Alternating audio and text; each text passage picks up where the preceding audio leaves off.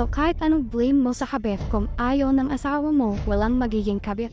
So hindi ako galit sa mga kabit, sa totoo lang. Wala basura na sila Anong gagawin mo sa kanila? Idupidul-dula pa sa mukha nila na basura sila. Wala, basura na nga sila. Bakit ko pagtutuunan ng atensyon yung mga basura? Basura na mga kabit Bakit ako magkikreate ng attention or energy sa kanila? Kapag yung asawa ko nagdesisyon magkaroon ng kabit, bumunta siya doon. Gusto niya ng basura, so be it. Pero ako if you want me to talk about kabit, you have to understand that in a relationship, may mag-asawa, may mag-boyfriend at girlfriend.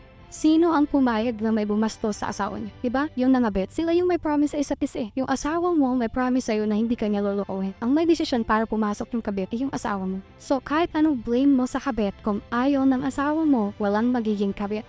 Yes. Based on my experience, sa akin na may mga lumalapit. Nagkaroon ba ng kabit? Wala, kasi hindi kami pumayag Kasi nirerespeto namin ang isa't isa. Kaya na lagi kong pinopromote, kapag nangabit na yan, iwan mo na. Kasi hindi na ikaw ang priority niya. Hindi ka na niya nire-respeto. Hindi ka na niya mahal. What can you control? You can control yourself, your respect to yourself, and the respect of the people around you. If you keep on blaming yung mga kabit, ano nangyari sa'yo? Tinatolerate mo yung asawa mo na sabi mo, ay gwapo kasi nilalapitan ni Bobo. Hindi ganun yun. Ang desisyon ng asawa mo, lukuhin ka. Yun. Kahit kailan hindi ko pagtutunan ng pansin yung mga basura na sila. Pagtutunan ko ng pansin, yung taong gumawa sa akin ng mali. Tatandaan ko sila sa buhay ko and then I'll live my life better.